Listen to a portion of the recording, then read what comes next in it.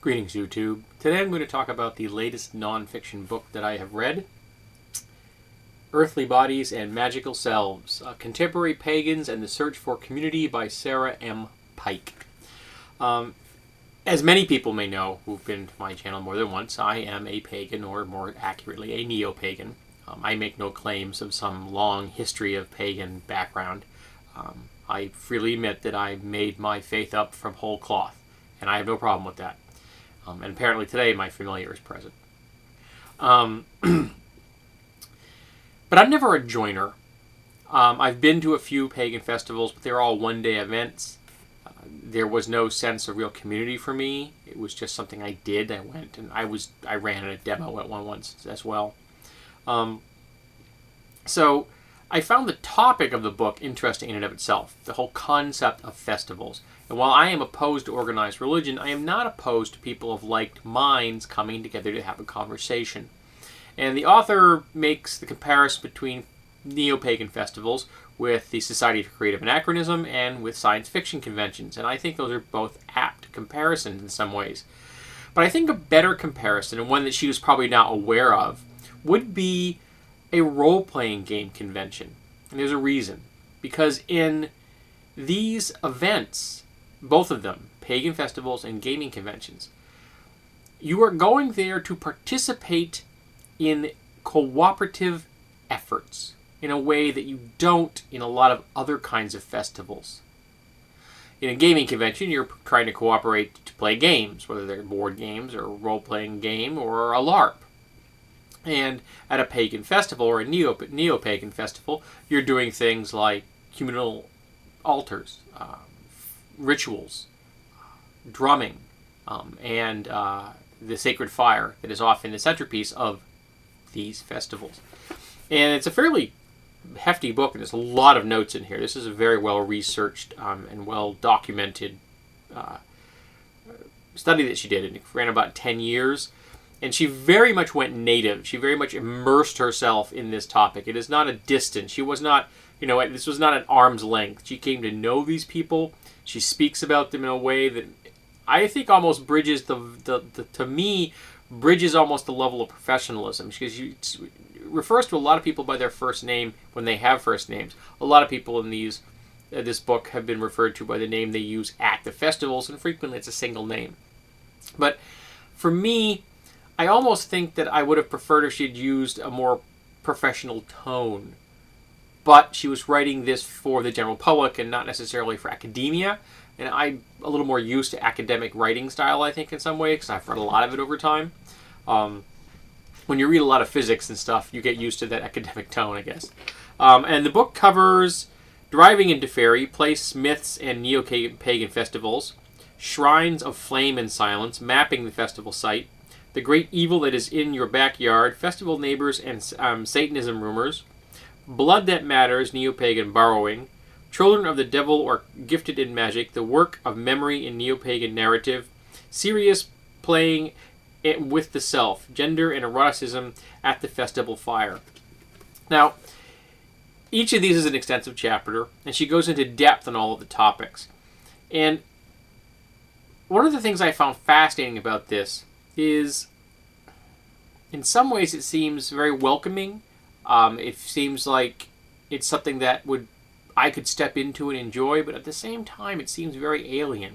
Because a lot of these people are expressing themselves in a spiritual and a divine way that just has no interest to me. I just don't want or need to do these things.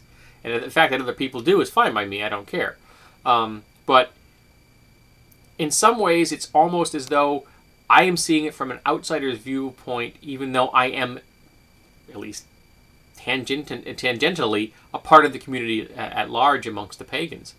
The chapter on the Satanism rumors and trying to get along with neighbors that are outside a festival site, like you're renting a private property and you have to deal with people who live in the area. That was kind of depressing because it really brought back a lot of satanic cult hysteria that was so rampant in the 80s and even into the 90s, and it still is amongst a certain segment of the American population. And it really was distressing to see the kind of things that a lot of these festivals have to go through.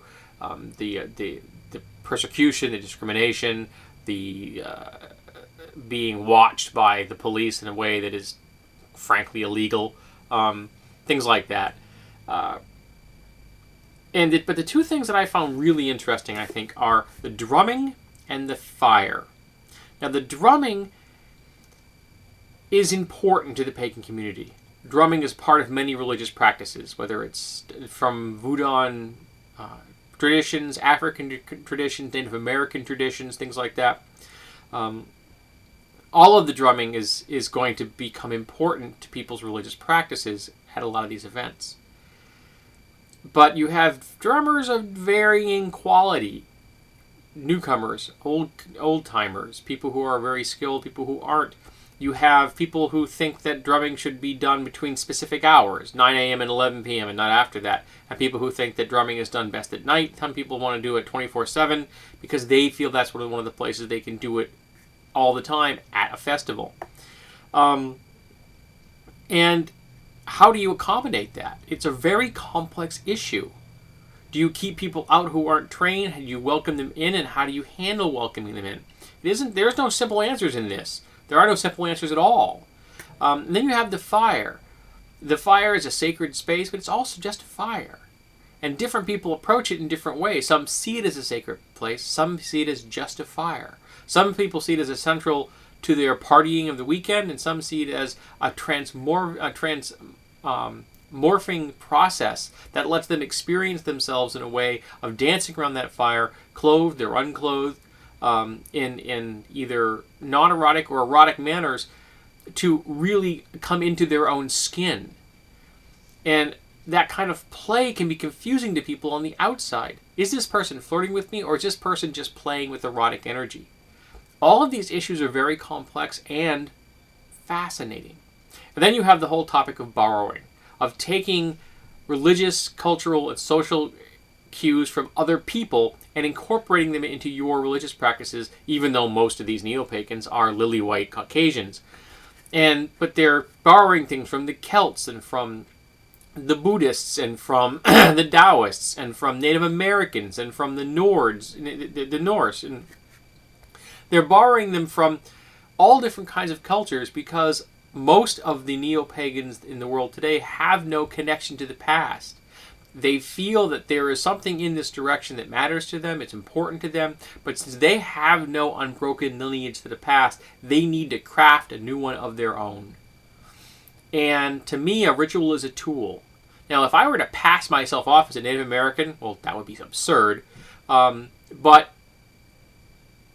that would be insulting. I'm not a Native American, and to pass myself off as one would be insulting to Native Americans the world over.